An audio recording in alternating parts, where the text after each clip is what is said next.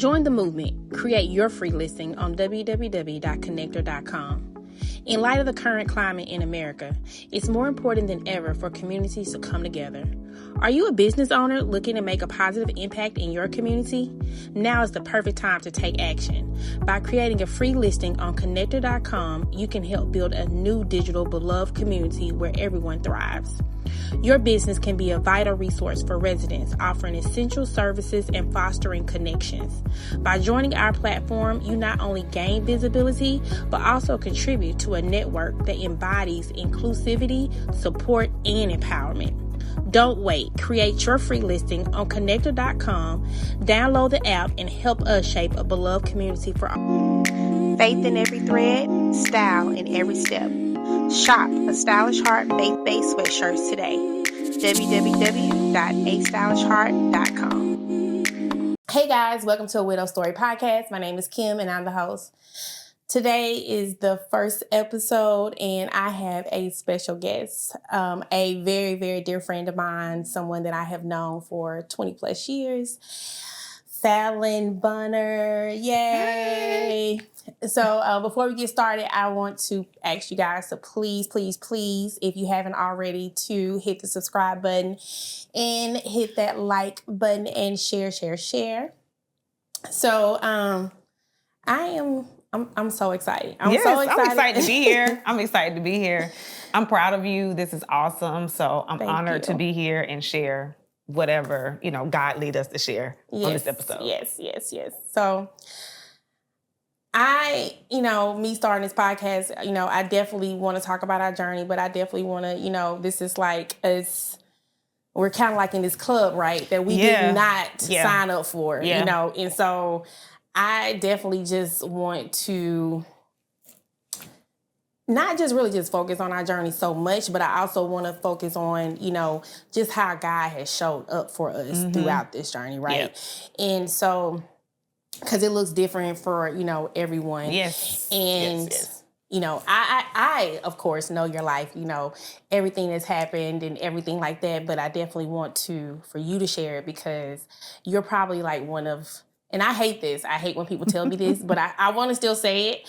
You're probably like one of the strongest women that I know, right? Oh, wow. I wasn't expecting that. I didn't think you was getting ready to say that, but okay. Yes. And I know that, you went through this journey before I did. Yep. And so I kind of had like, a blueprint kind of, sort of, as if you, would say. And I kind of course, like I looked and there was a lot of things that, when I went through my journey, I didn't really have like a lot to pull from, right? So I had to kind of, look at others. And you were one of, I didn't have many friends, of course. Right. So I had to kind of like look and try to pull from others' experiences and try to see how I could try to navigate it. And it's hard because a lot of people, especially when you're young, you don't have a lot of people that have lost, you know what I'm saying, spouses. They haven't experienced that. They haven't experienced that. And so, and I also think that people just don't expect to lose their spouse so young, right? Yep. So I just want to dive in this thing. I want you to kind of just tell me a little bit about like how you and Nikki met and we're going to go from there. Oh, wow. We're going all the way back. Okay. How we met. So we both attended the same church, but I didn't know. I don't think he knew either at the time. But we met at a mutual friend's birthday party. So this was way back, y'all. I don't even know how long. Let me think. 2000. Kim, you probably can help me with these dates. I think it was 2011.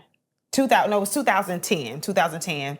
No, it had to be 2000. Anyway, somewhere around 2010, 2011, December. One of my good girlfriends at the time, she had a birthday party. It was a milestone birthday. She was turning 30. And so I just remember being all about her. And it's interesting because I was in a season where I had been waiting, like abstaining and waiting and trusting God to get married. So it had been 3 years at that point. So you know how I was just kind of like, this is probably not going to happen. You know what I mean? So my mind was really off of it that particular day.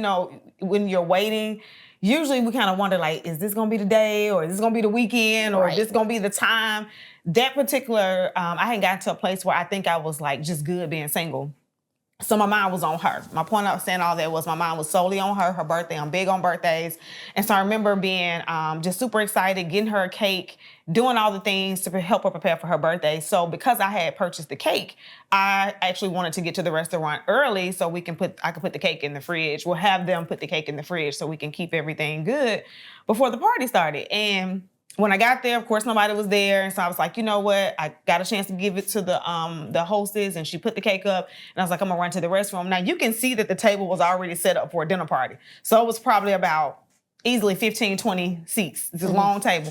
So I was like, I'm going to run to the restroom. So I went, ladies, how we do. We're going to go and just make sure everything good, everything tight. I didn't really have to use the restroom, but I was just trying to tidy up.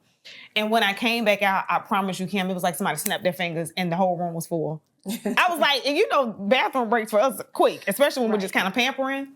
And when I walked back, all the seats were taken except for maybe about 3 to 4 seats that were directly across from Nikki.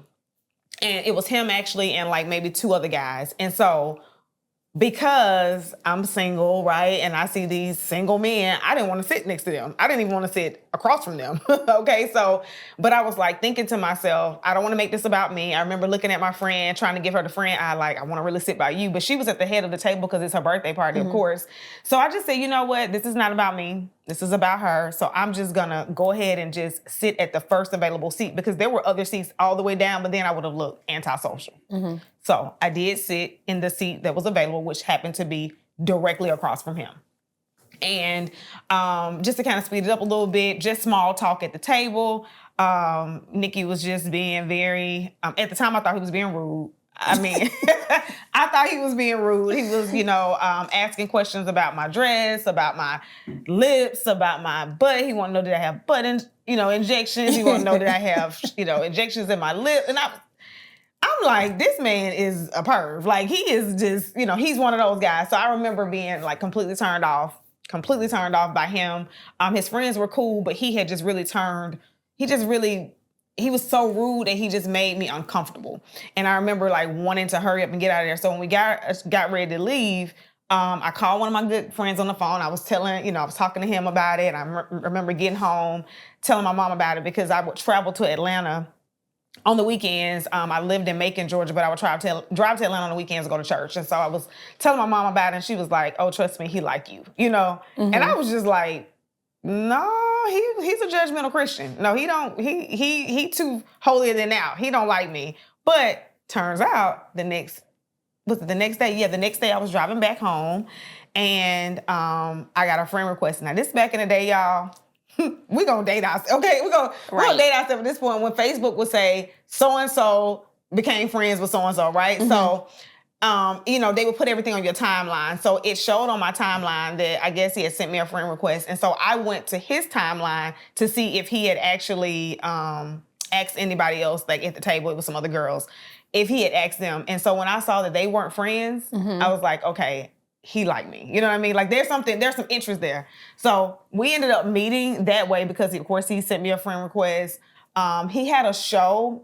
So it would be the equivalent of what podcasting is today. It was Blog Talk Radio. He had a whole platform it was called Sex, Dating, and Relationships. And I love that it was a Christian platform that didn't have a Christian name, but it really promoted celibacy, abstaining. I know, people politically are religious. Now don't say celibacy no more. So whatever. You're not having sex before marriage, okay? However you want to say it. But he had a full platform where he was really sharing from a male's perspective, which was dope to me. I'm like, oh, we need more men in the body of Christ because you see so many women who are just like all about it, very vocal about it, very proud about it. And I hadn't come across one guy who not only was proud and really excited about it, but also had a platform where he was really encouraging other people. And he even had a mentorship group for men called Every Man's Battle. He ran at our church. So you got to think, like, I'm like, oh, this man checks out. He checks out on paper. Like, he's checking out. But I really just listened to his show, honestly, because I just, I was waiting. So I wanted to really hear his perspective. And it was so good So I sent him a message and I was just like, and honestly, the message was just a honest message because I was not interested at this point. I just really was like, I needed to encourage him in that moment and let him know that we need more brothers in Christ like this, for real. So I sent him a message and I just said, I would just listen to your show. And I told him that he was doing a great job. I said, keep up the great work. We need more, men in the body of Christ who are making this stance. And I was just like, just keep it up. And he was like, oh, wow, you listen to my show? Like, yeah, like this is a topic that I'm interested about. If I'm on the phone with any of my friends, what I'm telling y'all to do. Don't sleep with him, girl. Right. Don't sleep with him. So unknowing, like, it's crazy because unknowing to me, like, God knew that, like, he was already in purpose, you know what I mean? Sharing with other people about abstaining. And then I'm over here doing the same thing, but just not, in the same way. Like, it's more private because I didn't have a platform.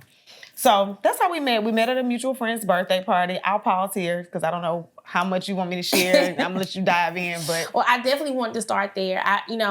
One thing, of course, I know you guys had like this beautiful relationship, and you had built this great life. Because of course, we always look at, I guess you can say, like, when things are going perfect, we just see. We cannot see that there's something around the corner, right? Right. So that was one thing I want to say, because I know, like, we did the same thing. We were both neurophysiologists, surgical neurophysiologists. Yes. And, you had stopped and you were doing your entrepreneur thing. Yep. Y'all had built like this beautiful life together. Okay. So y'all had a son. Yes. Nicholas. Everything was going good. Now I want you to just lead up to actually what happened. Okay. So I want to go back just a little bit because I think this part is important just to know emotionally where we were at before. So we do have a son, and at about the 20-week checkup, just like you go for a regular anatomy scan, I go in and I find out that the way she said it was just something, what did she say? It looked like, I forgot what she told me, but they need to get a better view, like a better scan. And I was just like, so of course, as moms, expecting moms, our heart just like, wait a minute, what do you mean you need to get a better view? Like, I've been coming here every other week or however often I was going, and it had been fine. But she said, oh, it's okay. They just have better imaging next door. So she was like, just go next door. And I was like, okay. So I didn't think anything about it. So I went next door. And that's when I went for the special scanning, and that's when I found out that at the time I had never heard of spinal bifida, although, we work with, people in their spines and things like that during, elective surgery. But I knew that when I heard the word spine, I knew it was serious. And so the doctor told me that she just saw a small spot. First, she said the baby is measuring small, and there seems to be a spot on his spine. And that's when I got super nervous and and concerned, but later found out that he was diagnosed with spinal bifida, and that was at 20 weeks. So he was diagnosed inside the womb. So that basically means there's a defect on the spine. It depends on the levels of the spine. I'm not going to take us back to our neuromonitoring days, but I knew based off of the levels he could or could not walk, just depending on what level of the spine the nerve roots were affected. And so he has a wheelchair. So Nicholas is born. And I'm at a place where, because I'm a believer, we are believers, and we were believing for him to be healed supernaturally. So we're at this place where we're like, super faith, God gonna do it. He's gonna heal him, and so when he comes out and he has, like, literally his back was open. Like, it was she said hole, but literally like the nerve roots was outside of his, spine. And so they had to do a major back surgery, which were the elective surgeries that we did almost every day for work. And so I'm just like freaking out because I know what's happening. Right. This is my child at this point. So I'm like, all the emotions, all the things. And I just remember being at a place where I was just like, my hope and my faith. My faith was really tested in that moment. And I just remember, I'm trying not to even like think about the specifics because it still like affect me even to this day, even though it was like, what, Nicholas is 9 now. But I just remember feeling so vulnerable, like, God, I trusted you. You know what I mean? Like, oh my God. So I wanted to share that part. But now, of course, he goes through back surgery. He's a trooper. He's doing so well. They took him off the meds. Like, the doctors, I should have known in that moment that Nicholas was going to be okay. But being a brand new mom, and just having this super faith, like, God is going to do it. God is going to do it. I didn't realize that it just didn't happen the way I thought it was going to happen. Right. So we are at his 1-year-old birthday, and we're excited because we've made it through these. Like, he was going through all these specialist visits. He had multiple doctor visits a week. Like, it was a whirlwind as soon as he was born. And so we finally got to a place where we felt like we could just kind of exhale, catch our breath a little bit, and just kind of get ready. So we were excited. You know, it was celebrating 1-year-old birthday. I'm talking about high. We were definitely over the top, like most parents are, for one. And we did all of that. And so right after that, which was his birthday was it was in August. And so September 24th, being a new mom, I had gotten away from all of my self-care stuff. And so I remember Nikki saying, you know, I know you've been trying to get into the get into the hair salon to make your hair appointment. Go ahead and just make it for this coming Saturday, which was perfect because my sister's birthday was coming up and she had this big thing planned for her birthday on that Saturday. And so I said, okay, I'm gonna go ahead and go. But that morning he woke up and he had a headache. Now, he was like, I thought he was just acting funny. You know what I mean? I was just like, he was being quiet. I was just thinking he was acting funny. And I was just like, what's wrong with you? You know? And he was like, you know, I just don't feel well. I just got a headache. And he would get headaches from time to time. So I'm just thinking, okay, you know, and I'm not a person that's have had migraines, but I just heard that, you know, they can be excruciating. Right. So I remember saying, you know what? I'm not going to go. I'm not going to go to the hair salon. I'm just going to stay here, you know, with you. I was like, it's fine. And he was like, no. I'm going to be okay. You know, if I need to go anywhere, I hit up, you know, bro, which is my brother. He was like, I'm going to be fine. He was like, go ahead and go. He said, he literally sat up in the bed because we were like, it was early Saturday morning. We were having a conversation and he said, you have been trying to get to this appointment. I just want you to go ahead and go. Mm-hmm. And he was like, go ahead and go. And I was like, okay. So I went to that hair appointment. I didn't know that he was going to go to the barbershop because, you know, we hadn't really discussed it, but obviously he was trying to get ready for the party too. So I went to the hair salon. He went to the barbershop. And I remember texting him when I was in the hair salon and he wasn't texting me back. And that's not like him. Like if I text him, he's going to text me right back. So I looked at my phone. I had texted him a couple times. He didn't text back. So I was like, well, maybe he's on the phone. Maybe he's busy. Maybe he's whatever. You know what I mean? But I didn't think, you know, too much about it. But I do remember in hindsight, me looking at my phone, like, I wonder what he's doing. And I don't even think, I wasn't too concerned because I didn't call. I was under the dryer. I just sent him a couple text messages. I figured he was busy. So when I left the hair salon, I got a phone call from a friend who I hadn't spoken to in years. Mm-hmm. So she kept me on the phone the whole time, which was about a 45-minute drive from my house, you know, from the hair salon to my house. And so when I got home, I'm just like, I remember literally telling her, girl, okay, I'm at the house now. Let me go in here and get my baby. My mom was watching Nicholas. And so I said, you know, let me get in here and get settled. It was good catching up with you. We're going to catch up, you know, again soon. So I walked in the house and it's like crazy because now I can't even remember the details, but I remember walking in the house. Yep, I remember walking in the house. I got my son, talked to my mom for a minute, and my mom was like, I'm going to run over here and grab some pizza. We were living in an apartment complex that had like the restaurants that were like kind of attached to the apartments. So she walked across the street to go get the pizza, and I asked her, I said, where's Nikki? And she said, oh, he went to the gym. I think she said, yeah, he went to the gym. And I said, okay, well, me and Nicholas just walk over here and, you know, check on him or whatever. So I walked in the gym, and it was just like a weird feeling, like, again, in that moment, it didn't feel weird. But in hindsight, I was thinking everything through. But when I walked in the gym, it was like the weights were out. Like I didn't see him in there. I'm like, this is not like him. He didn't answer the phone. He's not in the gym. And so as soon as I was walking out of the gym, I'm talking about the door closing and my phone rang, and I never, ever, ever answer phone calls from like numbers that I don't know. But this particular day, and I know now it was God, I just decided to answer the phone, and I answered, and it was a gentleman on the phone saying that, you know, are you the wife of Nikki Bonner? And I said, yes. And he said, okay, you know, we have your husband down here at Grady Hospital. And I said, Grady? And I was like, is everything okay? And he said, we can't, you know, disclose anything over the phone. I lost it, like in that moment, because I'm like, what is going on to where you can't tell me? You know what I mean? And so I just screamed, like I bent over and I did like this. I was screaming, and my mom happened to be coming out of the restaurant that was next door to the gym. And she was like, and I was just screaming. And she was like, is everything okay? And I'm like, no. And I'm telling them like, Nikki's at the hospital. She's like, come on, let's go. So we just go down there, and I just remember really praying in the spirit. I called, a couple of his friends, and I was like, y'all pray. I don't know what's going on. He's at the hospital, and they're telling me they can't tell me. And I just remember that guy not even being nice. Like, he wasn't really nice about it either. Like, when he told me, I can't disclose anything to you. And I just remember driving down there not knowing. And to me, honestly, Kim, when I got there, it felt like, it was like how you see on the movies, honestly. Like, they bring you in this little room.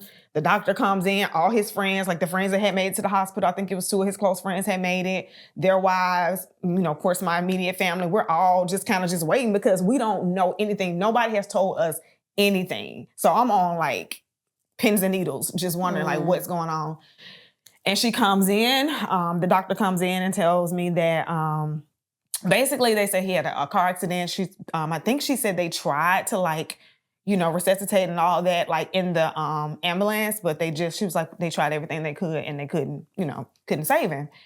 And I just remember, I think shock. I didn't have a response, you know what I mean? I just remember just standing there, and I think my sister was kind of like, what do you mean? Like the words that came out of her mouth, I heard her, but it was just literally like for real a state of shock. And so, because I am a believer, I think I just went to my default. I went to what I knew. And even though like I was shocked, I was just like, okay, well, God said we can lay hands on the sick, we can raise the dead. All right, this my time to see, And so I just literally went into like all out faith. And I know it may sound extreme to some people, but that's just the way we were taught at my church. Like, it ain't over till God says it's over, right? So I was just kind of like, well, where is he? Where is it? So they was telling me that he was at some morgue or something that wasn't too far away. And I said, just give me the address. And they was like, well, they're not going to let you in. I said, I don't need to go in. There's no distance in the realm of the spirit. Just let me know where he's at so I can just go and pray. And so they gave us the address. We went in the car. I mean, it was like a car full of us. We went, I prayed. I think all of us may have prayed. I just remember being the only one. I just remember like just really crying out to God and praying. And that's kind of, where things, I'll stop here, but I don't think it had really kind of hit me yet. Honestly, probably until about maybe 3 days later. Yes. Yeah. I remember, your aunt had called my mother, and she called me and she told me, and I was supposed to be going to Vegas to a conference. And I totally, just like changed my plans. I just, I remember that. I had never, I guess, of course, had a friend that had lost someone. And again, we're close, right? Right. So, I was you were in the wedding. Right? Exactly. So I was just like,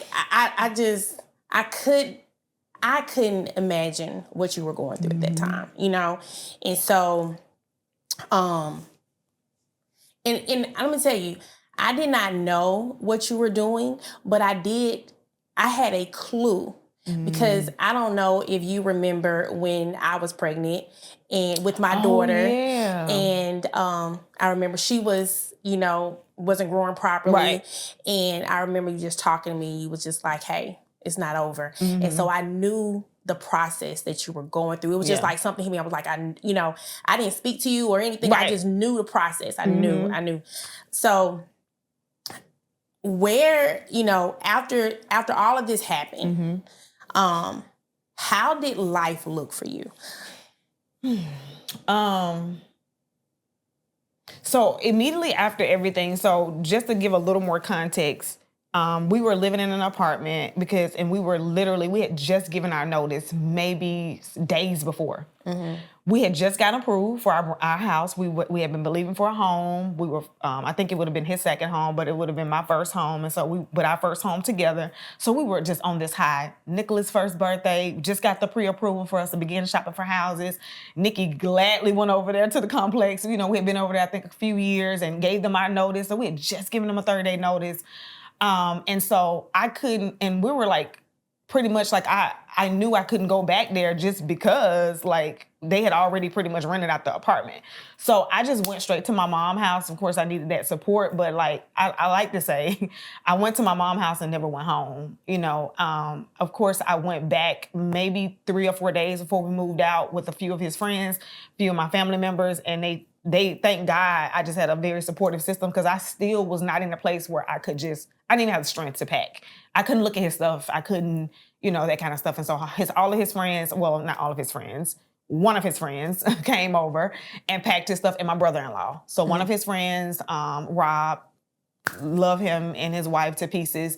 They came over and they packed everything up, and, you know, they just were so, just so much support that I needed in that moment. So I went to my mom's house right after everything happened, and I just, like, you know, I was praying, and then when, of course, he, you know, basically he was gone, like he had already transitioned, I had to come to grips with it. So I remember just I didn't have anything to say. I wasn't praying no more. I was just quiet. But even though I wasn't praying, God had Rob's wife, which Chrislyn, you know, they good friends of ours. She came over, and even when I couldn't pray or have the words to pray, she was praying. So she would wake me up. Like, I would wake up when she rang the doorbell. So that's how early she would be at my house, and she would just sit. She would put on worship music. She would just put on worship music in the background. Sometimes she'll just be praying quietly. And I'm still, like, I would just be sitting looking at the wall. Like, I was shocked. To me, it just felt like he was, you know, out of town covering a case, and he would be walking through the door in a minute. That's how it felt in those moments. Like, it didn't feel real. But it was probably about maybe, I don't know, a month, I believe, after everything happened. And I want to say this too, Kim, I want to back up. People kind of started coming by the house, you know, like they do. And they really started speaking, I don't know. They started just kind of speaking life into me. They started saying things like, there's more for you. There's so much purpose in you. God is gonna do something mighty in your life. Like, they just started speaking to the Falon that you guys, the woman that I am today, it's like they saw her. They were speaking about that. And I was just like, what are y'all? I felt like my world had come to an end. Of course, I knew I would, you know, be here to raise my son and things like that. But I was like, that good, fun, fulfilled, thriving life is behind me. I'm just going to be existing. But they were speaking to, like, oh my God, there's so much in you. They would be looking at my face, speaking these words to me. And so and again, I'm just looking at them like I don't see it, but I was just quiet. So probably about 3 to 4 weeks in, I just kept feeling like God was like, go on Facebook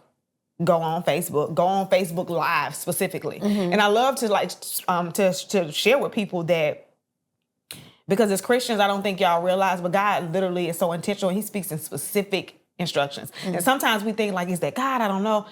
He is so specific. He didn't just say, go log into Facebook and scroll. He said, go on Facebook Live. And I said, so I told my friend, the one that was coming over, I'm like, for like the last 3-4 days, I keep feeling like God telling me to go on Facebook Live. I was like, but I don't know why. Now, mind you, I don't know how to hear from God like that at this point. Right. I didn't think I did, right? Like, I mean, I did like the Joyce Meyer say, this is the way we go to church. I mean, I went to church. I went to Bible study on Wednesdays. I ain't really study my word. I didn't know how to study my word. You know what I'm saying? So I was just, you know, so I'm like, what is this telling me to, like, why would I do that? And so after so long, probably about 4 or 5 times, I was like, I think this is the Holy Spirit. So I told before I even told my friend, it dropped in my spirit when I was laying down one night, and I just sat straight up in the bed, Kim, and I said, go on Facebook Live and do what? Because I'm annoyed at this point, right? You wake me up out my sleep. Like, you know, I'm barely sleeping, and when I do finally get to sleep, like, it was like this unrest. It was like this sense of urgency, go on Facebook Live. And I was like, go on Facebook Live and do what? And just as clear as like I'm talking to you, I just heard this in my spirit. Not an audible voice, but this dropped in my spirit. Share your love story. And I said, God, who would want to, and I'm talking to God just like this. God, who would want to hear a love story about a widow, a lady whose husband ain't even here no more? When I tell you nothing else, he didn't say another word to me. I didn't hear nothing else. Because one thing I have learned, we said on social media, I said what I said, that's God. I said what I said, right? Yes. Like, yes, I agree. Listen, so that's it. I agree. Yeah. That's so like crazy because that's exactly like how it was for me. Like, you know, I was that person, like, of course, you know, I'm religious, you know, I go to church and, you know, like, of course, like, I think I had a relationship with him, right? Right. But I wasn't in my word either. So you know, you don't realize how much God was really talking to you before, right? And so then when he starts talking to me, I'm the same way. You know, even when he told me to start, you know, telling my story to do this podcast, I'm just like, why me? Like, what about me? What about my story is special? Like, I just didn't even understand that. And then it was just like, you know, we start to see like, okay, God is talking to us. And, you know, it's like that hindsight part. Like, oh, okay, you know, he's been talking to me. I just haven't been listening, and now I need to start listening and following him. And he definitely would give you those instructions. So that is good. That's so good. I want to jump in because when I obeyed, because obedience really is powerful, and I want to really like pause and highlight it because, you know, if we can just get out of our own way long enough, like for me, all I kept saying was, I'm so broken. If I go on Facebook Live, I'm going to be embarrassed. I'm going to start crying. And I was giving God all of my, like how Moses did when God called him to leave. He was like, I'm a stutterer. I can't do this. I started talking about all my imperfections, all my weaknesses, all the things, like all the reasons why I couldn't go live. And he just gave me the idea to do it on my anniversary and like in a way to honor him. So our anniversary was coming up. We would have been married 4 years. And I was like, okay, let me just go on here and like as a way to honor him. So I remember getting dressed, and this is all Holy Spirit, right? I remember getting dressed like we were going on a date. I had wore a shirt that he had bought me when we were out of town. I was out of town one time and I got back in. He had surprised me with this shirt, so I wore that shirt. And I remember being in a really good mood because I was like, I felt like I was going on a date with him. It was the craziest thing. Now I just know it was just God really preparing me and strengthening me and gracing me to go live. But I went live. I did just what God, because I was like, I don't even know what you want me to say. He was like, just share how you met. Just share your love story. And I shared it, that video in 24 hours had 10,000 views.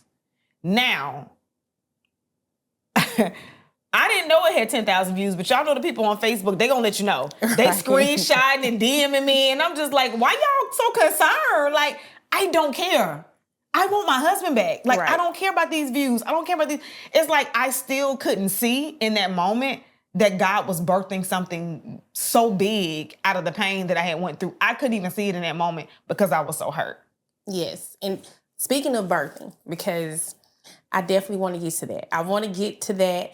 I remember when, you know, when I lost Chris and you were talking to me and, you know, you were telling me, you were, you know, giving me scriptures and telling me about, you know, how God protects widows and, you know, these things and how he will give you everything you need. I want you to take us to, you know, I know that it was a struggle for you for a moment. Oh, yeah. Right? You know. That took a little water for that. I think people think that, you know, of course, because we're Christians or, you know, that life is going to be easy for us, right? And, you know, even for me, there's been times I'm like, okay, God, you already don't, you know, you took my husband, you know, you left me in this place to be a single mother, you know, what more can you take me through, right? And so I want you to just take us to that time where, you know, your struggles and, you know, what really birthed you and, you know, to the point to where you have become now. This is such a good question. And I just know this part of the podcast, all of it is going to bless, but this is going to really bless somebody because just like you said, I was like, I've already endured enough, right? Like, can I just at least be able to be self-sufficient? You said in your word in 2 Corinthians 9:8 that you'll make all grace abound towards us so that we can be self-sufficient. We won't need, we won't lack anything. We won't need any support. And so I was like, but I'm in this place where I told y'all I moved in with my mom. And of course, we didn't renew our lease because we were thinking we were buying a house. So I'm living with my mom. And the car, so we had 2 vehicles. The car he was in, of course, was totaled in a car accident. And so I had the SUV because both of our names were on both vehicles. Well, actually, the car was in my name. The truck was in his name. That's how it was. And so he was driving the car and I was driving our SUV just because, I had Nicholas most of the time and, car seat stroller and all that stuff. So the car was totaled. So, and honestly, the car was in my name. So that's what I could afford on my own. So I'm like, okay, that's gone. The truck, the SUV was in his name and I couldn't afford that truck note on my own. But I wasn't thinking about all that in the moment. Of course I knew. And just like you said, I had quit my job because God told me to quit my job and to literally start this. At the time I was doing fitness, so start this fitness company. And just like you, I'm like, Lord, I don't know, babe. I done quit my good paying job. At this point, I think I had only been building my business like 2 years, but it had just recently taken off within that last year. So I was just like, I was still in a building phase. It wasn't enough for me to be, full-time. Basically, it wasn't making full-time income yet. And I was just like, Lord, I just don't understand this. Like, what's going on? And I remember going back to what I was taught in my church, right? Which is whenever there's a need, go get your seed. Now, the way that my pastor would speak about seed is seed as in scriptures. What does the word have to say about your situation? I was like, you know what? I don't know any widows. Definitely don't know any young widows. So I was like, what does the Bible have to say about the widow woman? Child, if you're a widow, go read them scriptures. Okay. People better leave them widows alone. I got scared. I was like, oh, Lord. And I was like, Lord, I don't want nothing bad to happen to people. But there is a promise and there's provision for the widow woman, okay? Yes. For widows and orphans, right? That's right. And so I was like, oh my God. So what God showed me was that he's gonna take care of us. So of course I was encouraged in that moment. And people were sowing little seeds and giving little things, which were all good. But I was used to, even before I got married, having my own place, having my own vehicle, paying my own bills. It's just the way I was raised. It was, so I felt like I had taken 10 steps back, right? Like I'm back in my mom's house, in my sister's old bedroom. They tried to clean it up. I mean, thank God, I'm happy, I'm grateful for them, but they tried to paint it and make it feel new. But in my mind, I'm still in my mom's house. Right. Even though I'm not in my old bedroom, I'm in her old bedroom. And I just feel like I have truly got an L in the school of life. Like I felt like a complete loser. Oh my God, I was so down on myself. And so I decided to look up scriptures on the widow. And that's when I found all that stuff. And then I came to this one particular one. And it was the story in the Bible in 2 Kings where the widow woman went to Elijah and I don't know if it was, I always get confused if Elijah or Elisha. But she went to the prophet. I think it was Elijah. But anyway, she went to the prophet and was telling him that, her husband had passed and she was left with all this debt. And, she needed to be able to take care of her son, right? Her and her son. And so I didn't realize in that moment, but he literally gave her a business plan. He gave her a business plan. So what happened was I was reading the scripture and so he asked her, the prophet said, what's in your house? Now, when I'm reading the scripture, I'm sitting in my sister's old bedroom. I'm in the bed. I'm like Indian style. I'm like studying out the word. And I got super deep, like most of us do. What's in my house? So I'm looking around the room. Right, looking. I'm like, what can I sell? She had some oil. That's what she had back in the day. So what physical goods do I have that I can sell? So I saw his briefcase. We both like nice things. So he had this designer briefcase. And I said, oh, I know I could probably get a little bit of money for that. I was like, I'm going to sell that, So I'm looking around and I'm literally scanning the room. I'm sitting on my bed because stuff is still in boxes and I can see some of the boxes open with stuff. And I'm like looking at what I could possibly sell. I'm going to be like the widow woman. And the Holy Spirit said, read it again. I was like, read it again? Mind you, I'm not used to hearing from God like this. So this is all like, what do you mean read it again? I just read it. Now I'm finding the stuff to sell. You know what I mean? So I'm doing what you asked me to do. So I go back and I read it again and it's like the words just jumped off the page. What's in your house? And that's when I got the revelation. He wasn't talking about physical things. what's inside of you? What's the gifts that I put on the inside of you? Because that's what's going to produce the harvest. That's what's going to produce the fruit. So, she had the oil. She was pouring the oil out into the empty vessels. And if you guys going to read the story, you'll see that she had enough to live off of, pay her debt, and for her sons to be completely self-sufficient, right? Her and her son to be self-sufficient. So that was a business plan. So God was like, literally, what's in your house? And so it was in that moment that the Slave Ministry, which is my company, the Slave Ministry was born.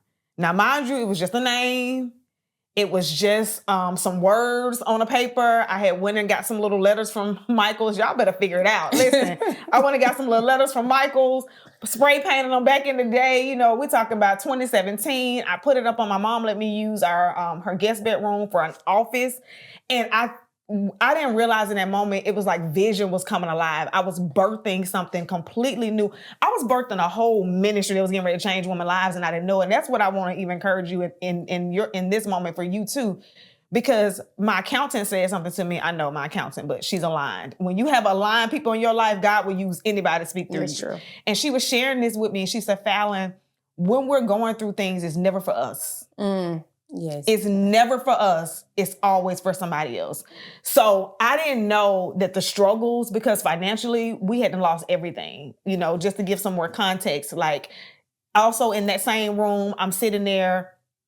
God had gave me a vision to help women like abstain. So I wrote like a little journal book where it was it was mainly a journal, but it also had like some components, like some how-to steps on how to abstain, how to wait for God and things like that. So I called it like a journal and a book in one. And I was in the process of sending it over to my editor and sending some stuff over to her. And I had his old phone next to me and an alert went off. And when I turned it over, it was an alert from our bank. And it was like from his business account. And it was like the account ending in, he gave the account, the last four of the account number is negative. I'll never forget this, 32 cents. Now, mind you, Kim, when I went back to move out of the apartment, there was an old, deposit slip, like, where he had gotten a balance inquiry just 5 days before his accident. It was over $80,000 in the account. Tell me where $80,000 went. Where did $80,000 go in like a month?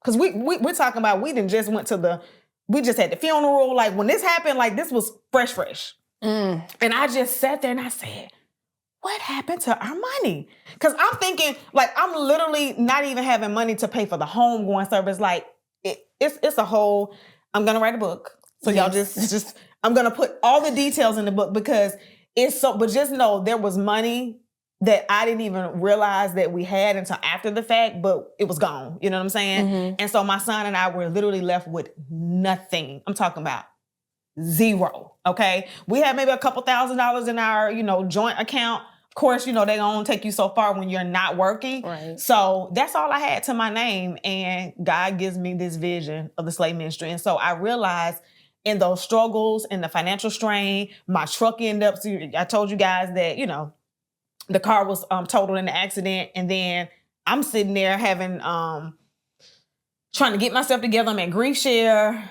I decided to go grab dinner with one of the young ladies. She was a young widow. We connected in there. And so she had actually invited me. So she was like, let's go grab some food afterwards. So I met her at the restaurant. They repossessed my car while I was at the restaurant eating. Humiliated. Now, I had just called to go back to work. This was on the next day was my first day reporting back to work. I don't even have transportation to get to work. You talk about down and like, God, like what is going on? But in those moments, like I'm going to let you pick back in, but I just want to say that it was in those moments, all that struggle, all the financial strain, all the stuff that I had to endure literally gave birth to my program that I teach women through right now. Literally, our signature program is the whole process that God took me through so I can help other women through their time. So when she said it's never for us, I had no clue why I was dealing with all of that resistance, all of the financial strain, and all the struggles, because now women that have experienced loss, trauma, pain, and setback, I'm able to reach back and say, hey, I got the roadmap. Yes. I got you, girl. You're not going to be here long. That's all you need to do is X, Y, and Z. I've already so I want to say this. Your oil is priceless. That's good. That's good. Yes. That's good. Your oil is priceless. So in that moment, were there things that you're dealing with, financial struggles. You're dealing with, other challenges. Were there, I guess like triggers or what did you think that you struggled with the most in that time? Like, did you have so for me, this is kind of crazy. I didn't want anybody to call me a widow. Yeah. I hated that word. Yep. That's not what I wanted to be. I was a wife, right? I was a wife, right, and I was married. I get a form, and it's asking me if I'm married, single, or a widow. Exactly. I don't want that, so don't call me widow. Mm-hmm. I think also I did not like for people to ask me how I was doing because for me, I thought it was a dumb question. Right, I was just like, I don't really know how to answer this. Like, am I okay? So I think. Yeah. That I had those things that I was battling. Did you have any kind of like specifics or anything that kind of triggered you in those moments? Yes. I had a lot of things that triggered me, and these ultimately were the things that were holding me back. One of them was, just like you, I did not want to be called a widow. I felt like that was for old people, honestly. At the time, I was a widow when I was 35, so I'm like, you know what I mean? Mm-hmm. Also, when I went in public, I wore my ring. I wore my ring for a long time, years. Mm-hmm. Because I still felt married. I did not feel single, so I continued to wear my ring. And then I also wore it once I got to a place where it had been like 2-3 years. I remember why I kept wearing it, which was I was embarrassed when I would go to my son's school. Everybody in the class, I was the only single mom in the class. Everybody had, they was in a 2-parent home. Their mom and dad would drop them off at school because he was in pre-K. So this is the age when it's like your first school and mommy and daddy walking you in together, and it's a whole experience. And here I am. So I walked around with this shame, and I was like, I felt like I needed to tell everybody my story. Oh, I'm just not no single. Mm-hmm. I felt like I needed them to know my story. Like, oh, his dad passed. Oh, I was married. Like I had this, like I needed to tell, and it was like, you don't owe anybody anything. And so I remember walking to his school one day because I just, I would always walk in with my head down. Mm-hmm. Like everybody was in a 2-parent home, and I just walked in with my head down, and I was walking in the hall one day, and God said, I need you to raise your head up. Mm. And I'm like, he said, you and I, he said, I make up the difference. You and I, we are the majority. Mm. And it's like, I don't know, the words just came alive in me. And like, I used to think that the parents, that's how you know it's the enemy playing with you. I used to think the parents were looking down on me because she's a single mom. Right. And, you know what I'm saying? Yeah, no, it's stereotypical and all this stuff. And I was like, they don't know I was married too. I'm thinking to myself, they just don't know my story. And now they don't want to even talk to me, and they acting like they better than me. And it's a story that I'm playing in my head. Nobody has said anything. Nobody has been mean to me. I'm just playing this story because I'm beating myself up. That same day that God spoke those words to me, I was walking out of the school. One of the parents was like, "Hi, are you Nicholas' mom?"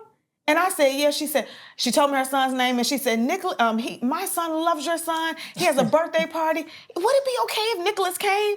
I was like, yes. You know what I mean? Like, and when I went to the birthday party, when I tell you God met me there, all the dads had already, first of all, found a place, made sure it was accessible for Nicholas, told me when I got there, they were like, they looked and saw me. All the dads came, lifted him up in his wheelchair. Like, God was like, I told you, me and you, we the majority.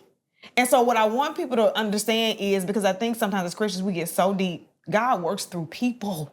Yes, he does. People. Yes. That was God working through them to literally show me his love, to show me, I got you. You're not by yourself. You have help. You have support. Because if they wouldn't have been there, I would have had to lift him myself. Mm-hmm. And I used to always have to figure it out. I put him on my side, take him over first, sit him down, then lift the chair over. It was like, literally like I was married.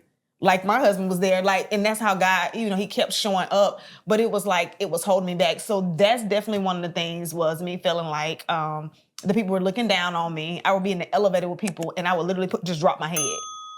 Like, I was like, I felt like everybody was like, why she don't have no man with her? Like, what his dad is, And it was all me. It was nothing that anybody was saying.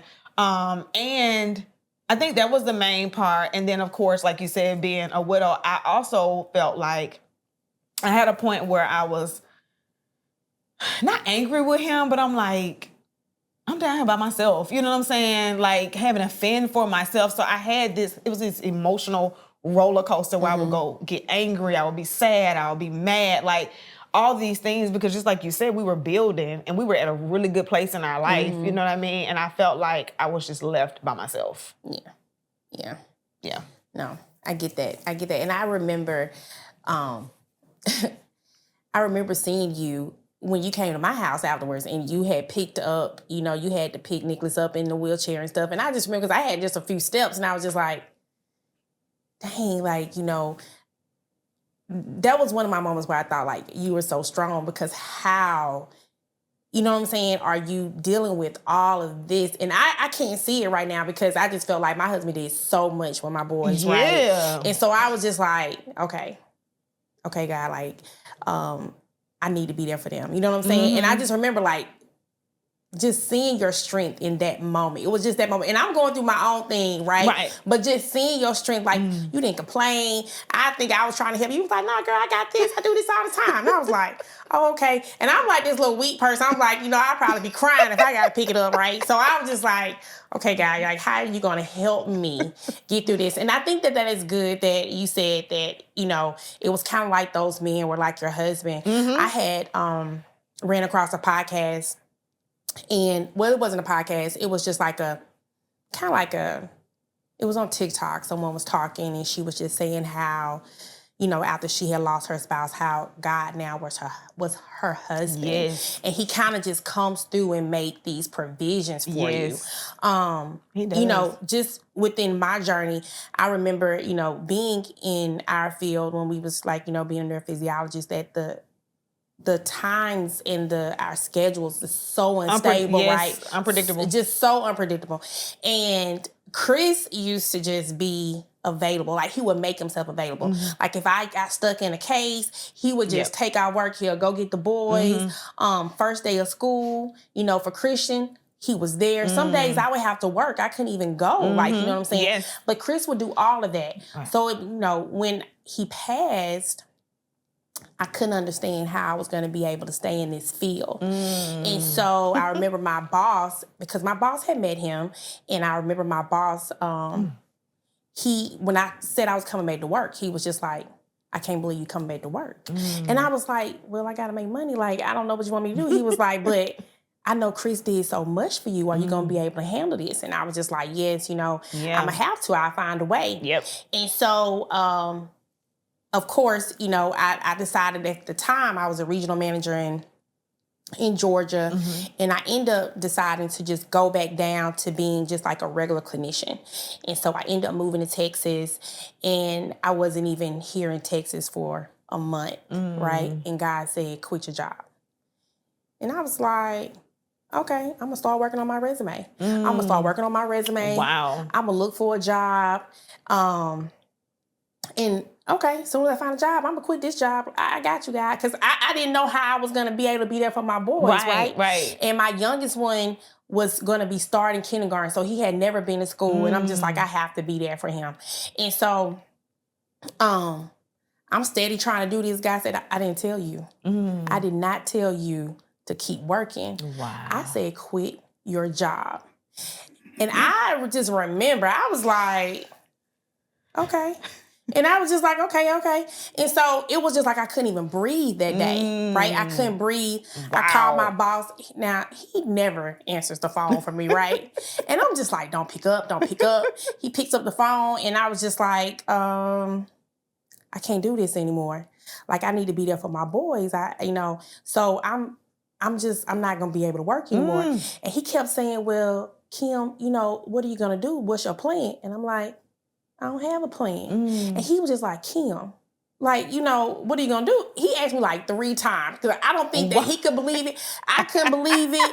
But I didn't have a plan. Like, I didn't know what I was going to do. Wow. Okay? And so I get off the phone with him, and I should be nervous, but I wasn't. Wow. I was not nervous. I was I was calm. 2 days later, I'm going to get my hair done like I got money in the bank, okay? I go get my hair done knowing I don't have a job. And I'm sitting in there and my boss calls me. And I'm like, I shouldn't even answer this phone, right? Because you know you in a hair salon, people talking crazy, they cussing and whatever. But I was like, well, he ain't my boss no more, it don't matter. So I answered the phone and, you know, I felt bad because he was like, Kim, where are you? And I'm just like, oh, I'm getting my hair done. And he was like, I'm like, well, you want me to call you back? He was like, no, that's okay. I'll talk to you. And he says, I went to the partners and I told them that, you know, you were going to be leaving. And he said, nobody wanted you to leave. So we're going to create a position for you to sit at home. Wow. And in that moment, I just remember like, okay, God, I see you. Yes. I see you. So you're being my husband in this moment where, you know, where I wasn't able to, you came in. And again, that obedience piece, just being obedient. You know what I'm saying? Yes, so like so good. that is something that, you know, I definitely wanted to say, because I know a lot of times when God tells us something, we question it. Yes. You know what I'm saying? Yeah, because we're trying to rationalize it in our natural mind when he has, like, he works on a supernatural level. Right. And we cannot see it. Mm-hmm. So yes. So how is life now? Like, what was that healing journey for you? And I know that, you know, there are always, I guess you can say that grief is not linear, right? Yeah. So it doesn't go in a direct path. Right. But how is it now? And I want to say this because I want to definitely say that I don't really know if I believe that just time heals. Mm-hmm. I just think that we definitely learn to seek God, and he kind of just gives us, you know what I'm saying, gives us what that we peace need. and what we need or whatever. So how is that for you? How does that look for you? Healing for me. So I did, because I was just raised to always be super independent, and you don't need anybody for anything. Not even just me and my mom. I'm product of a, you know, byproduct of a single parent home. And so because she didn't want my sister and I to be raised like that, like we just were very strong and independent. So I had this really, you know, very determined mindset, like I don't really need anybody. And so I was trying to get through it without really doing the work. Right. Like, so I was, you know, going to church. At some point I started back going to church, probably like 3 months after I started back going to church. I went to Grief Share, and then I did some counseling at church, and I thought I was good. Right. And then one day I was driving. I had went to go see one of my girlfriends, and this is why, you know, I thought I was fine. I thought everything was, you know, okay. Of course I knew I had my days, but I don't think I realized just what was really happening to this moment. I was driving. And I was headed through downtown, and I had a panic attack. I was, you know, I had a panic attack, and I was like, it scared me. So I called my sister, and I was telling her what I was experiencing. And my sister's a medical doctor, so she was actually talking me through it, helping me to breathe, telling me to calm down, go straight to mom's house, and all this kind of stuff. So I went straight to my mom's house. I don't know if I was living with my sister by that point, but I went straight to my mom's house, and she was waiting on me. She took me straight to the ER. And that was a wake-up call for me, because I'm like, my son has already lost one parent, right? He only has one parent left, and I knew I needed to take better care of myself. And so after that was when I actually went to therapy. And so when I tell you, therapy by a licensed clinical therapist, somebody that got doctor in front of her name or his name, is what you need to when you have a traumatic experience. While I felt like the church counseling was good, I walked into her office and sat on her couch for an hour. And when I left him, I literally, honestly felt like 100 pounds had lifted off of me from one session. And I just was like, what took me so long? And just to give you some, you know, time stamps, this is 2 years after. Okay. Actually, no, 3 years. This is 2019 now. So I was like, what took me so long? You know what I mean? So I did that therapy. It was amazing. And then my therapist comes to me and was like, you're good now. You don't need me anymore. She's like, you need a life coach. I'm like, a life coach, you know what I mean? So she was like, yeah, I mean, because, I was asking her, because it's like going through therapy, I started dreaming again. I started having goals. And so I'm asking her about my business. I'm a visionary. And I'm like, so I started dreaming and I had all these creative ideas. And so I'm asking her, she was like, you need a life coach. Like a life coach will be able to kind of help you work through all these ideas you have and, setting goals and all this different stuff. And I'm like, okay, cool. I'll look into that. And so I didn't do it right away. And I started because not only did I need to heal for me and my son, I needed to heal for my calling because I was pouring into women, but I was broken. You know what I'm saying? And I was just like, I'm talking about, I'm ministering, I'm pouring into women, and I'm not taking the time to pour into myself. And so I got to a place where I was growing and growing, and the women that at the time that I was ministering and pouring into were not. So they became, they were draining me. I'm talking about draining all of my energy to the point where like, I didn't know what it was right away. I was just like, because I'm like building myself, I'm in therapy, I'm big on personal development, so I'm reading, I'm listening to books, I'm doing all this stuff, and they just waiting on Falon to come on and give a word and keep on doing what they doing, you know what I'm saying? So like they weren't taking the word that I was giving them, they weren't taking the tools I was giving them and implement them, they was just sitting on there and then they would inbox me, can you pray for me? I'm like, my pastor taught us how to pray for ourselves. If you get in your word, you don't have to ask nobody to pray for you. You can pray for yourself. So it was starting to drain me. And I was sitting on my couch one day and I said, Lord, I just said these words, Kim. I don't even know where they came from, but I was so tired and drained. I said, my heart has been broken from losing my husband. I said, and I just need you to make me whole again. He took me to Isaiah 61. And it's crazy because he took me, and that's what the scripture that's we quote about beauty for ashes and all of that. He took me to that scripture, and it was shortly after that somebody, a good friend, kept saying, her mom kept saying, it's this lady on Facebook that you need to meet.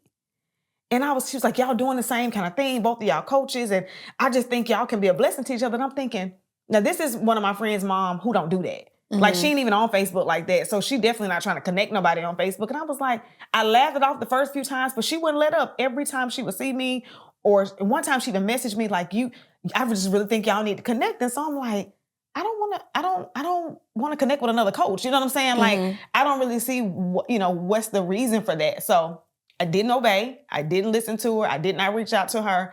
I was at my sister's house one day. Her best friend was there. And she was a new person, and her best friend actually had a stillbirth. And so she had went through a traumatic experience. And so we hadn't seen her this lively and vibrant and bright in years, And so it was like she said her own words was like her grave clothes fell off. So I was just looking at her like, so they were laughing. I was picking up my son and she was like, I'm so proud of you. She was telling him, I'm so proud of you. And I said, what did she do? And she was like, oh, I took this healing class.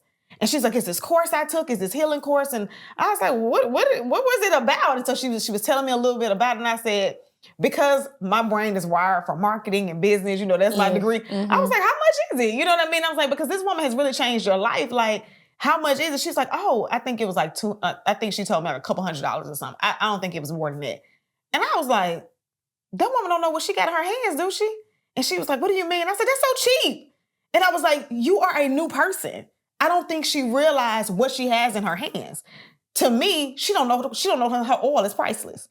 She don't know the value of her oil because that's her oil that she's pouring out to you guys. That's a process that she's endured, that she's built a course that's now helping you guys. And I know that's, so I'm like, I don't think she know the value of her oil, right? And so she was just like, well, and I said, ooh, I just would love to get my hands on her. I said, I would love to get my hands on her so I can help her level up her business because she's blessing people like she needs to know this. And so she was like, well, maybe you should reach out to her. She said, because I was going to pay for somebody to go through it because it's so cheap. That's how you know it's cheap. Or so, I'll just say affordable, that she was going to pay for somebody else that she knew who needed. Like just, with courses, you ain't just paying for nobody on no course. Right. So I was like, yeah, I definitely would love to get my hands on her. And she said, you should reach out to her. And then I said, what's her name? And when she said her name, I said, that's the same lady your mom been telling me I need to connect with. And she was like, really? She said, my mom? I said, yeah, your mom has been telling me I need to meet this lady. So I actually reached out to her to pitch her, like for my business services. So I sent her a message and I said, hey, someone said we need to connect. I just see some areas where I can be of assistance to you in your ministry and your business. Would love to chat, to kind of let you know how I can offer up my services. She said, absolutely. We get on a call. I tell her about my services. I tell her why I feel like I could be of value. I know somebody that she's helped. Her life has changed. You charge her $200. The math ain't mathing. And I didn't know at the time that she was a school teacher full-time and she wanted to be full-time in her business. I didn't even know that. Like, she was teaching full-time and doing this on the side, but she wanted to be full-time in. And I'm like, that $200 a person is not going to get you full-time. Right. And you're changing somebody. You literally, the girl said she felt like her grave clothes fell off. So she That's said, powerful. Right. So she said, okay. She said, I'll let you help me, but first, let me help you. Okay. Ma'am, I don't need your help. Excuse me. Ma'am, I pulled up on you to help you. This guy was up there just cracking up, laughing. Like, she was like, and she's older than me, so I want to respect, I'm like, I don't really know what you can do or what, I said, what do you do? And she said, I want you to take the course that your friend took. And I said, okay, fine, I'll take it. I was like, how long is it? Because I'm like, baby, I'm trying to get the help of you. You know what I'm saying? She said 6 weeks. I said, oh, Lord. I said, all right, I'll take it. And because I am a coach and I tell my students, before somebody can help you, you have to become a student. I was like, I'm not going to get in her course and do what I want, what I don't like for women to do when they come in mine, so I'm going to be a student. The joke was on me. Kim.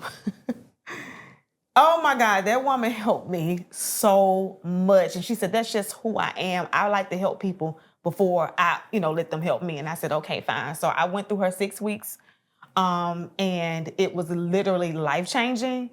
And she said something to me at the time she used to do these one-on-one calls before she started the coaching experience. And she said, God said, he's not going to have you leaking all over his people. That's what she was like, because that's what's happening right now. I was hurting and I was literally like, I wasn't healed. So I was leaking all over the people. Wow. And I just started crying and she said, God said he wants you as light as a feather. And I just started crying. I was like, okay, I don't know what God had told this woman. I didn't know she was a prophet at the time. I didn't know but she definitely had heard from the Lord because I was carrying around a weight so heavy, Kim. But it was the clients that I had at the time who were draining me, that were weighing me down. And it's like, I had to always be strong for them. But I really needed a safe space where I could be vulnerable and cry and say, I need help. And she became that space for me. She became that space for me to just heal. I was vulnerable. I cried. I was like, I don't know it all. I don't have all the answers. I don't know all the scriptures. Sometimes I don't know if it's God. Like, I got a chance to just be vulnerable with her, right? I didn't have to show up as a leader. I got a chance to be led. You know what I mean?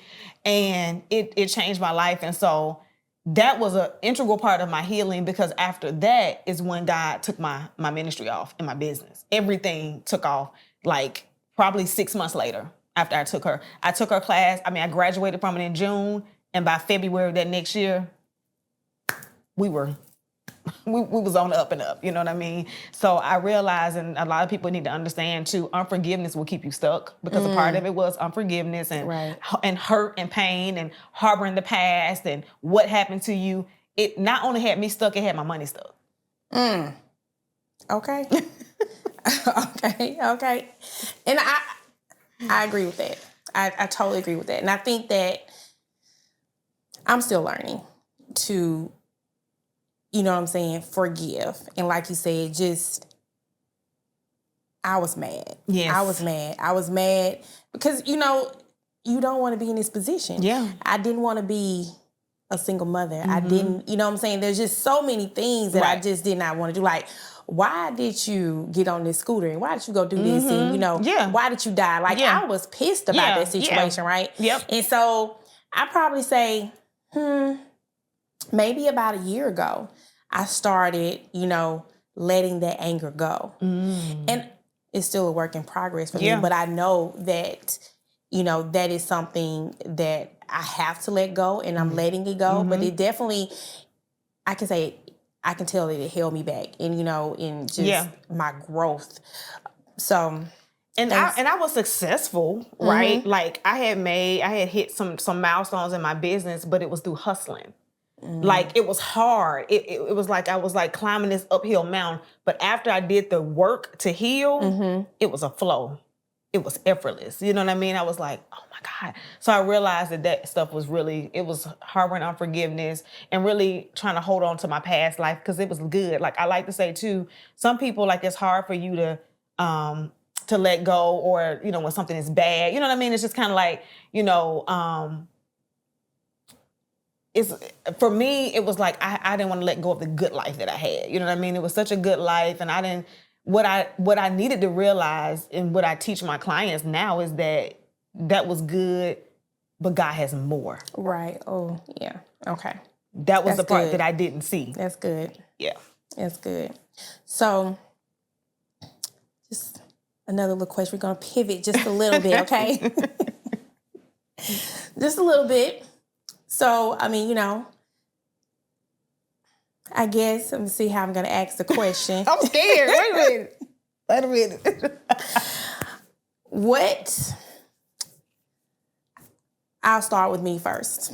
So I know that I do have aspirations of being married, right? Dating is definitely a lot different from, you know, back in the day. And so it's definitely like, you know, I don't even know. I don't even have any words to describe it, right? I just feel like it is very hard. It's very hard. And so I think that it's hard sometimes because we have been married and it wasn't like, because it wasn't a choice, right? That we are not married now, right? We automatically want to be in that role again. Okay. That's so true. It's hard just, at least for me. Yeah. Just to be like, oh, okay, I want to date. I find myself probably like doing too much, being like, you know, a wife, or just giving too much of myself. How are you navigating this new world? Is that something that you know, I'm sure you desire to be married again. Yeah. How are you navigating this new space? You know, what does that look like for you? So, initially I wasn't even thinking about marriage or anything like that. So probably for about the first 3 years, even though other people were speaking it into me or wanting me to remarry, I just wasn't in the right headspace. So I wasn't even thinking about it. I honestly still felt married.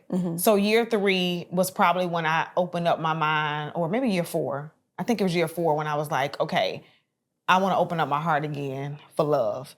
And that's when I started to like desire to remarry. So I didn't actually start like entertaining people until year 6. So I'm in year 8, by the way. Year 6 is when I kind of like, if somebody would ask me for my number, because usually I would just ignore, delete, just act like they hadn't even said anything.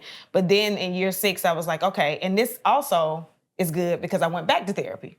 So year 6 is also because I had stopped therapy, you know, when she was like, I need a life coach. And then I ended up going back to therapy because I kind of had some other, you know, lost my brother. And so I was like, I knew I needed some help because that one hit me super hard. So I went back into therapy, and it was during that time where I was like, okay, she was having me to loosen up and be a little more open. And so that's how I ended up kind of being open to people, you know, having conversations. So you want to know how am I navigating it? I just look at it like,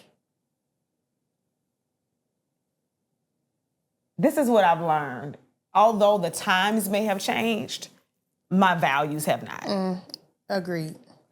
And I know you said, you know, like it's different from when we were married and when we were dating. I honestly don't think it's too different. I think it's just about what women are willing to accept. And so that's why I say my values have not changed. Gotcha.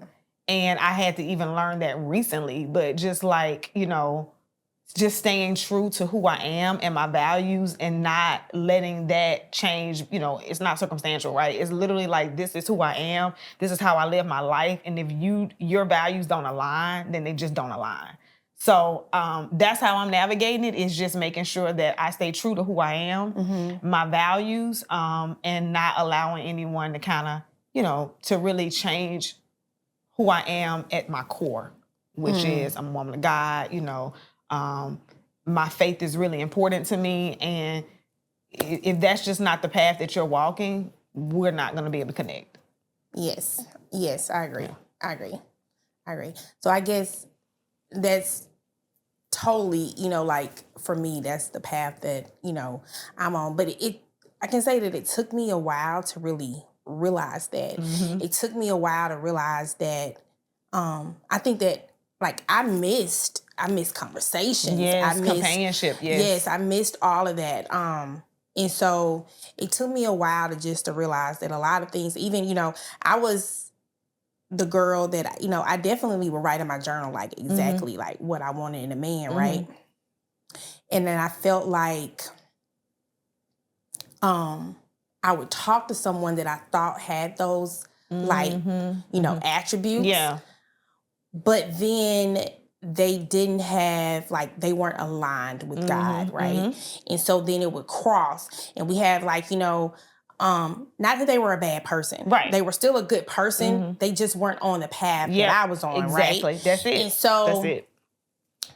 For me, I had to, like, just change my whole viewpoint. And, I think, I went through a relationship and I felt like that it was a really good relationship, but it ended up being, that I was hurt behind it because it didn't work out, right? Yeah. And so I had to go to God to kind of figure out, like, okay, God, like, you took my husband, I dated a couple people, what's really going on? Now I'm going back and I'm looking at me, like, what is it, And so God just trying to say, he came and he told me, he said, hey, I feel like you are idolizing the men that you date. And he was like, I feel like you love them too much. I want you to love me. Love me. I've been telling you this whole time. He's like, love me. Nobody should take your eyes off of me. Yes. And so when he told me this, then he was like, I need you to change your perspective. So then it became, okay, God, I don't have these attributes anymore. I just need a man that's following you. I need him to be chasing you because I'm going to want to do what that man want to do, right? Right. But if this man is in this word, then that's where I'm going to want to be too. Yes. So that's so good. It just kind of helped me through, that space. And so, I agree that you just got to stay true to your values, to what you believe, your morals and things like that. Good. So good. So I definitely want to say, thank you so much for coming and taking time out of your schedule to come and speak with me. I am still in my journey of like learning scriptures and reading the Bible and getting into my word, And so before we leave, if you have any scriptures that you can definitely give to women that could help them along their journey, even if it's not scriptures, any kind of advice that you can give to help them along. So in what way? Is it just overall? Is it for finance? Just overall, not even just like, finance, just really like to help them in healing and just help them navigate, this process. So one of my favorite scriptures is Psalms 138:8. And it says that God will perfect that which concerns you. And so I feel like it's all encompassing, right? Because, sometimes there's also another scripture, which is Psalms 37:4. There's another translation. We all like to quote it, which says that God will give us the desires of our heart. But there's another translation that says he will give us the secret petitions of our heart. And so secret petitions are those prayers that we're not praying. We're not telling our friends about. We're not actually even verbalizing them. It's those silent tears at night that we're praying. I hang on to that scripture, hung on to it and still hang on to it because it's like, God said, I will give you the secret petitions. That means the prayers that you hadn't even prayed. It's just in your heart. Like it's something that's so dear and near to you that you hadn't even told anybody about. So I would say that would be one of them. And then he will perfect that which concerns you. Cause it's like, we have so many things that's concerned us. Sometimes we don't even know where to start when we go to God. But if we just go with that scripture in mind, just know that covers everything. anything that's a concern to you, he will perfect it. Not just it's gonna be all right. He's gonna make it perfect. So those are 2 scriptures that I will leave them with. Thank you. You're welcome. Thanks for having me. This was fun. Yes. This was good. Thank you guys for listening. I appreciate it. Thank you, Falon, for coming. I don't know, my heart was beating so fast, but we made it through. This was good. We made it through.